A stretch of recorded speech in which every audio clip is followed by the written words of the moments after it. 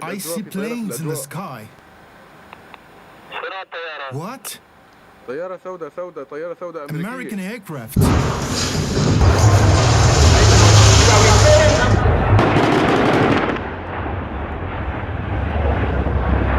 These are not Russian planes. These are American planes. One tank was hit directly in the engine.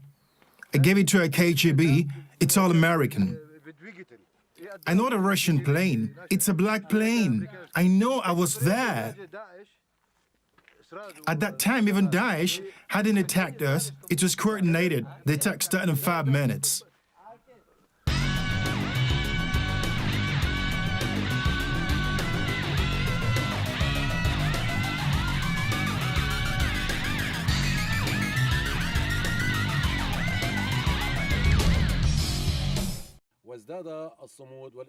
We will defend the city from Daesh until help comes. For over a year, I have ordered our military to take thousands of airstrikes against ISIL targets. I think it's time for Congress to vote to demonstrate that the American people are united and committed to this fight. Save us! I appeal to the president. We have nothing. We're starving. What's the problem to set us free? We are hitting ISIL harder than ever. Coalition aircraft, our fighters, bombers, and drones have been increasing the pace of airstrikes. As I said before, ISIL is dug in, including in urban areas, and they hide behind civilians, using defenseless men, women, and children as human shields. So even as we're relentless, we have to be smart, targeting ISIL surgically with precision. Americans bomb incorrectly. They help ISIS. There are no terrorists, but they bomb us. They have already made many mistakes, although they have high-precision weapons. The fact that he doesn't appear to have basic knowledge around Europe, in the Middle East, in Asia, means that he's woefully unprepared to do this job. I have known Bashar al-Assad, the president of Syria, since he was a college student in London. Before the revolution began in March 2011, Syria set a good example of harmonious relations among its many different ethnic and religious groups, including Arabs, Kurds, the Greeks, Armenians, and Assyrians who are Christians, the Jews, Sunnis, Alawites, and Shiites. The US demanded for the resignation of Assad after the protest was unattainable. The Carter Center, granted by us, won the Obama administration. We saw that Daesh was growing in strength, and we thought Assad was ready. We thought, however, we could probably manage, that Assad might then negotiate. Plan for supporting fundamental political Islamic terrorism for the American leadership wasn't used for the first time. Once the master of political chess game, Zbigniew Brzezinski, came up with a secret operation calling the support of Islamic fundamentalists in Afghanistan in the 80s a wonderful idea. Are the future of Syria and the US authority among countries of the Middle East at stake? To be fair, we had helped to create the problem we're now fighting. How? Because when the Soviet Union invaded Afghanistan, we had this brilliant idea that we were going to come to Pakistan and create a force of mujahideen, equip them with Stinger missiles and everything else to go after the Soviets inside Afghanistan. And we were successful. The Soviets left Afghanistan, and then we said, great, goodbye, leaving these trained people who were fanatical. They have a bunch of dishonest people. They've created ISIS. Hillary Clinton created ISIS with Obama. Created with Obama. You're not fighting Syria anymore. You're fighting Syria, Russia, and Iran, all right? Donald Trump said on Tuesday that Hillary Clinton's plan for Syria would lead to World War III. Today, the main threat is terrorism. We are defending everyone. No matter who it is, we are defending the world. Well, I thought the approach of fighting Assad and ISIS simultaneously was madness and idiocy. They're fighting each other, and yet we're fighting both of them. I think that a far bigger problem than Assad is ISIS. I've always felt that. Our position on the mountain Sada were attacked by the coalition aircraft. We had talks on the radio. They were conducted in English. We are still gathering information at this time, but we have been able to confirm that earlier today, the United States struck what we believe to be an ISIL target. We halted the attack when we were informed by Russia that it was possible that we were striking Syrian regime military personnel and vehicles. We are investigating the incident. If we determine that we did indeed strike Syrian military personnel, that was not our intention. Attacks mounted by jihad terrorists, however terrifying, do not compare with a threat emanating from Russia. Putin's aim is to foster the European Union's disintegration, and the best way to do so is to flood Europe with Syrian refugees. Because we're accelerating the campaign, DoD is backing that up, and we need to back it up in our budget, with a total of $7.5 billion more in 2017, 50% more than in 2016. It's amazing that Obama is increasing military spending in Europe fourfold, and the budget to fight against the Daesh is only 50%. This indicates where Obama sees his priorities, not in the fight against terrorists, but in confrontation with Russia. This is a conclusion made after Kissinger's speech in the Gorchakov Fund. I personally am convinced that he's going to fail, not because of people like me who would like him to fail, but because the ideas that guide him are inherently self-contradictory. The Obama administration, I think, made some very calculated decisions about the use of force in Libya. It was very carefully thought through, and they knew exactly how far they were going to go, what they were going to do. They are looking at Syria now and see it's a completely different country, very different issues, and they are doing any number of completely different tools in terms of humanitarian, non-lethal assistance, helping with communications, working through a variety of things to do with refugees, and never taking any option off the table.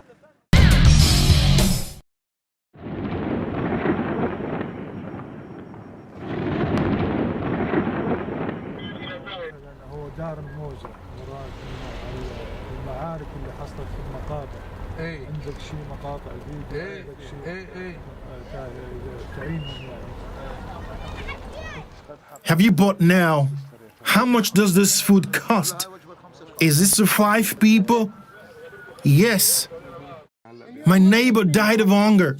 I weighed 85 kilograms, and now only the skin and bones. We have no food. Nothing. I am 63 years old. I have money only for 7 days. Tell the men president to help us. Hillary Clinton, an American-trained terrorist, and help Israel. We have no money, and the clothes and the suit from the smoke. It's barely enough for firewood and bread. I get up from hunger at 3 o'clock, but there is nothing to eat. Look at my hands. They're thin. The clothes are big, and so at all. We need peace. The life is terrible for 2 years. The siege will kill us sooner or later. God help us. Take the Daesh away from here. All supplies are long over. We only eat beans and porridge. There is nothing more. We come and take a can of water here once a week. Sometimes it happens every 10 days. We constantly want to drink water. During the siege, try to surround the enemy, deprive him of water, electricity, and food and ammunition, so that in the future to step out of the city and break the wheel to resist those who defend it. The forces behind ISIS knew perfectly well where the city water supply came from. They have everything, including satellites. The Americans struck at our troops, defending districts of the water supply, calling it a mistake. During the offensive, ISIS seized the water treatment facilities in the Aish area. But we found a way to survive. Now we take the water directly from the river Euphrates, using all the forces to survive. There is no fuel for generators, there is no electricity for 2 years, and the water is dirty. Because of this, children are constantly ill. There is no bread. America killed our children, our people. Over the weekend, the United States accidentally bombed Syrian government troops. The agreement came by salvaged if all sides unite. For now, around a simple and undeniably important goal: stop the killing. In such cases, they say every time that it was a mistake, but in fact they helped them, including weapons. We lose a lot of fighters, especially in the area of the cemetery. We are not afraid to be here and keep the defense. This is our inner faith, and although there is fear inside, but we do not show it. Our duty is to protect peaceful areas, and we will protect them. And if necessary, we will be worthy to die and become martyrs.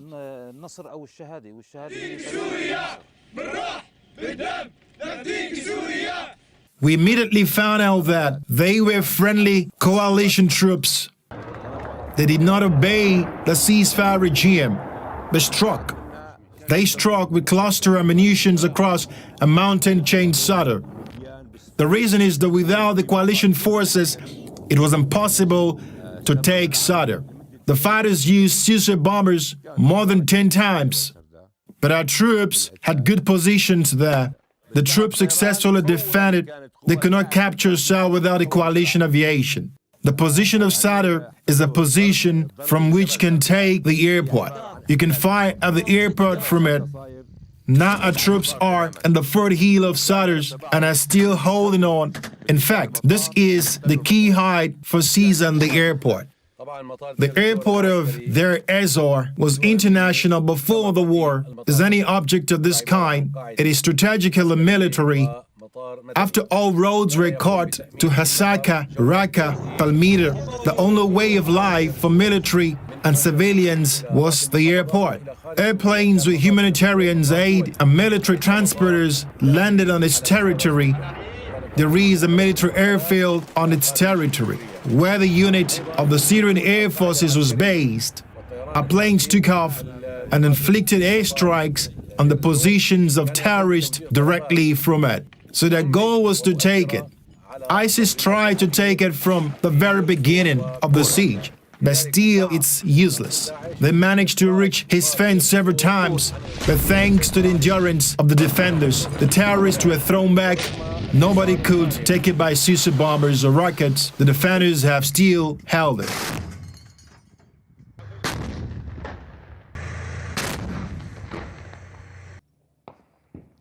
ممتازة هي بدك على اليمين.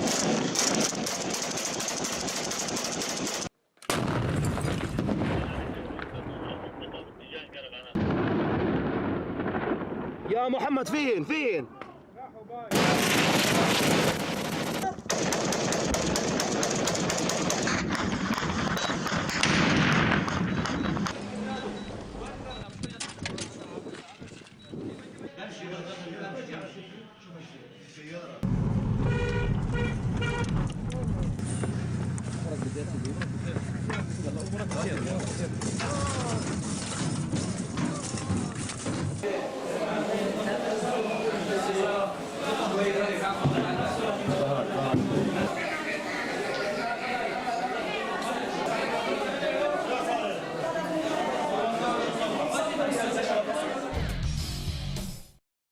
Daesh shelled the hospital from rockets and tanks. Then the advanced suicide bombers broke with screams and shooting straight here. They immediately executed wounded soldiers.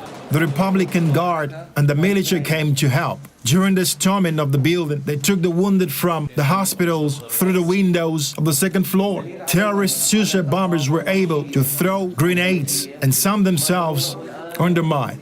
Unfortunately, several soldiers died. We continue to work, but the front line is only a few hundred meters from us.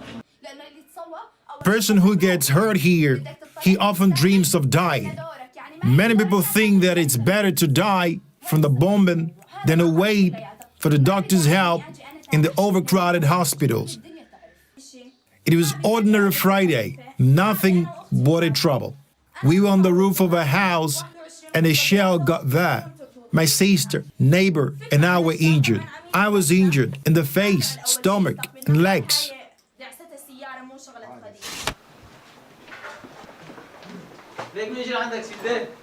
Здравствуй, дорогой. Как себя чувствуешь сейчас? Больно. Больно? Ты в рубашке родился. Ты знаешь, что у тебя осколок еще один в сердце шел? Телефон задержал. We received information about the concentration of the enemy on my front line, and tonight we're preparing to repel the attack from the north. We set up observers, and despite the fact that we are sustaining losses of the best fighters, we will repel these attacks and defend the city. At the moment, 4 of my assault groups are conducting an offensive on the position of fighters in the cemetery with the support of aviation. The garrison is divided into 2 parts. The third part of the garrison is completely isolated. The helicopter cannot sit down. There is no opportunity to help wounded. After the bombardment by the Americans from the south captured by Daesh, the airfield shot through. We need help to save the fighters who are blocked at the airfield.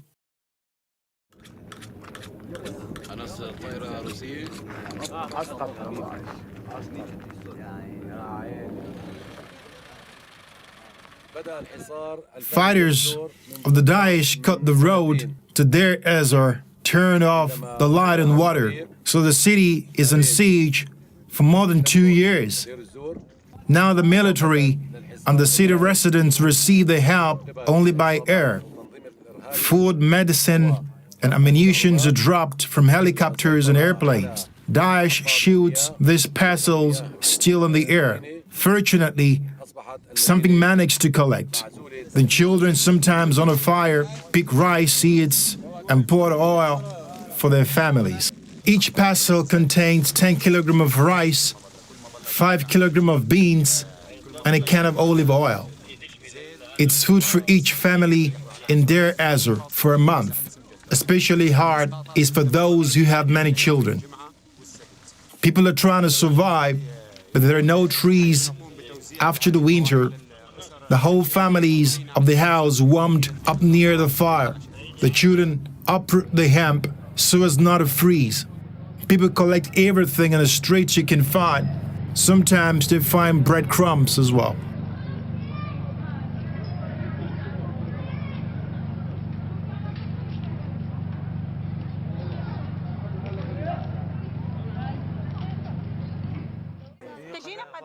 ISIS doesn't let anyone go out of the city. They shoot at the exit. The last time they shot the whole family. How did this happen? I was wounded by rocket attacks. How old are you? 14. I have a sick child and I cannot procure even the medicine for him. This is a problem for Deir ez-Zor. Allah is with us. He helps us to go ahead. We will cleanse this land of infidels and atheists. Allah will do away with them in all countries where we come. The slave trade in ISIS is put on them. A clear sales system, well-established logistics and pricing. The marking is by numbers for identification of a living product. It's a significant part of the income along with oil smuggling. Unredeemed people are subject to destruction. Christians and Yazidi women have the heavy fate in the hands of terrorists. Mass rape and physical torture became their fate. The sex slave of ISIS is a real horror of what's happening in the Middle East. The ISIS propaganda is betting on children educating them in the spirit of killing infidels, including Muslims. Many children use terrorists as live bombs. America, you have drowned and there is no savior. And you have become a prey for the soldiers of the caliphate in every part of the earth. You are bankrupt and the signs of your demise are evident to every eye. There is no more evidence than the fact that you have been wronged by an idiot who does not know what Syria or Iraq or Islam is. I'm as the representative of the Women's Council of Deir ez-Zor organized the mothers and wives of soldiers who visit their relatives in the forefront. Everyone who tries to get out of this town is killed. We understand what the fate will wait for us if Daesh will come to the city. We need help. ISIS kills our brothers, our sons. If they appear here, I will take up arms. We will protect our children, daughters. Not only me, but everyone around will take up arms and shoot the Daesh. All the religions of the world are inside Syria. Deir ez-Zor not only keeps, but also continues to live, hoping for help and salvation. In the bomb-out Al-Furat University, the university continues to go on. The students understand what can happen if the city finds itself in the hands of terrorists. We just simply can't get a school or work. We're constantly afraid of bombing. We need safety. Just not to be afraid of simply going down the street and be caught in shelling. I'm a young girl. I want to walk freely in the street and be sure nobody will lay a finger on me. We don't understand ourselves where the snipers come from. Sometimes they are here, sometimes not. Some people say these are stray bullets, but it looks as if a sniper specifically shoots the road from Assad Hospital to university where we study, so we can't get to classes or back home. There used to be more than 3,500 students in the university before the war. Now the number is much lower. Once just during the exam, the shell hit here. Fortunately, nobody was hurt. 2 helicopters on the Daesh shelling are trying to keep in touch with town Kamishli on border with Turkey. This is the only way medicine and ammunition can be taken to Deir ez-Zor. This is the only way to survive for the old people, women, and children.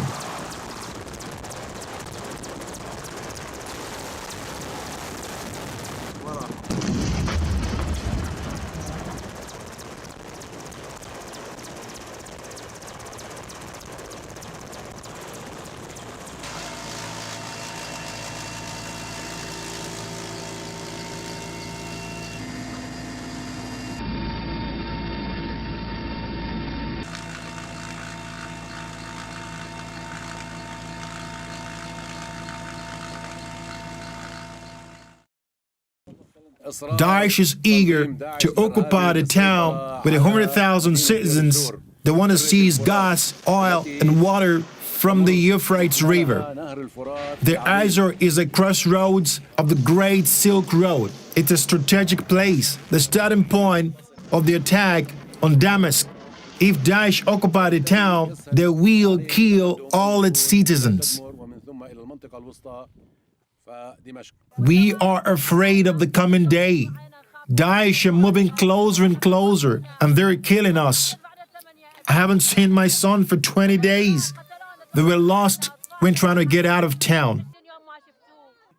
Deir ez-Zor is daily attacked by rockets. It's terrifying to live here.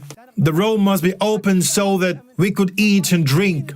The airports must be guarded so that the plane with the humanitarian assistance from Kamishli and Hasaka could land. My government will continue to work. It will play a leading role in the campaign against Daesh and to support international efforts to bring peace to Syria.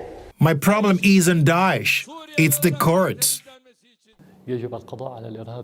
Terrorism must be destroyed everywhere. For more than 30 years, we have called for the development of international alliance against terrorism.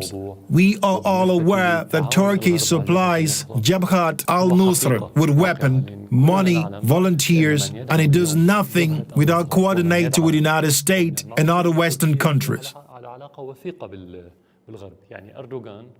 When the terrorists of the Daesh faction tried to wipe the cities of Damascus and Baghdad from the face of the earth, Iran responded to the call of its oppressed neighbors of Iraq and Syria.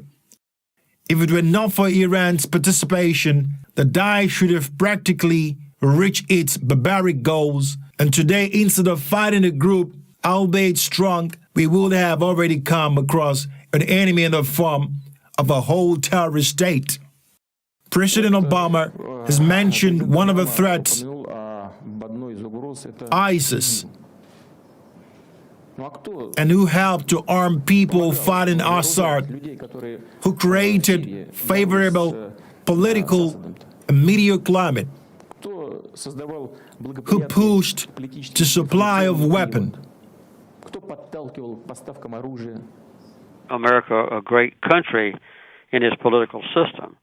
Now it's just an oligarchy with unlimited political bribery being the essence of getting the nominations for president or the elected president. And the same thing applies to governors and U.S. senators and Congress members. So now we've just seen a complete subversion of our political system as a payoff to major contributors who want and expect and sometimes get favors for themselves after the election's over. These are the words of Carter, Nobel Prize laureate, the initiator of the Camp David Accords in 1978, which led to peace between Egypt and Israel, to the person very much respected in Islamic world.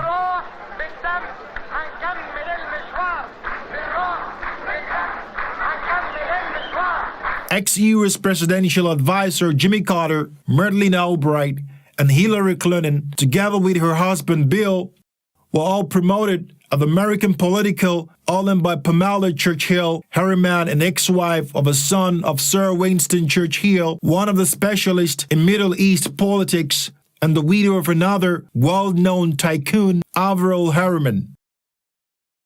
It was she who rallied Democratic political establishment, who welcomed President Gorbachev and Yeltsin, and who brought up President Barack Obama. Today's political view of Jimmy Carter, Henry Kissinger, and their subordinates, Mitchell Albright and Hillary Clinton, and co, are quite opposite of those of Donald Trump. The world has not ended with the election of Donald Trump, the new U.S. president, but it will develop in a slightly different way. These words sound optimistic for such citizens of Deir ez-Zor, because there is some hope that the other way means not like a deed of Hamas administration, dragging them to certain doom. Trump will need 6 months to meet the world leaders and understand the existing problems. In spring 2017, the U.S. president will be expeditiously engaged into international politics. I don't trust Kissinger much. Thus, we hope that the world leaders will make arrangements and create coalition against terrorism to solve the problem, caused each day by the people of Syria, which mean blood and destruction. I think going to Iraq was one of the great mistakes in the history of our country. I think getting out of it, I think we got out of it wrong. Then lots of bad things happened, including information of ISIS. I think going in was a terrible, terrible mistake. Syria, we have to solve that problem because we are going to just keep fighting forever. I have a different view of Syria than everybody else. I have some very strong ideas on Syria. I think what's happened is a horrible, horrible thing. To look at the deaths, and I'm not just taking deaths on our side, which are horrible, but the deaths, I mean, you look at the cities, I thought whether totally the rubble, massive areas, and they say 2 people were injured. No, thousands of people have died. Okay, I think it's a shame. An ideal we can do something with Syria. I spoke to Putin. As you know, he called me essentially. While Erdogan is fighting against the Kurds, Europe is trying to manage all the refugees from the east. The United States is only enlarging military obstacles in Europe, pointing to the so-called Russian aggression. Isn't it high time to support Russia in destroying Daesh terrorists and establish peace in the east and break the long-term siege of the heroic town of Deir ez-Zor? After the bright victories of the Syrian army in Aleppo and Damascus and near Hama, the enemies of Syria and the American leadership pushed Trump to strike at our airbase, providing him with false information. This is all bald-faced lie. On occasion to strike, they struck at our base and ISIS made a target again near Palmyra. President Trump and President Putin agree on Syria's sufferings being too long and that all the sides should do their best to stop violence. Nobody thinks about us. Nobody talks. Nobody suggests anything as though we don't exist. There ain't no man here, only women, and we are starving. We need a solution. For the last 3 months, all rice supplies were eaten. Humanitarian assistance isn't enough. Politicians of the whole world, I'm addressing you. At least help our children. If you're not willing to help adults, help our children who are here without any help. We adults will do something ourselves. History knows many different blockades of cities. The siege of ancient Troy lasted 10 years, but Troy fell. The castle of Carthage months ago was taken, despite the desperate resistance of its defenders. During the Second World War, the siege of Leningrad lasted a long time and claimed the lives of more than 1 million people, many of whom were children, but the city survived. The siege of Deir ez-Zor lasted more than 1,000 days.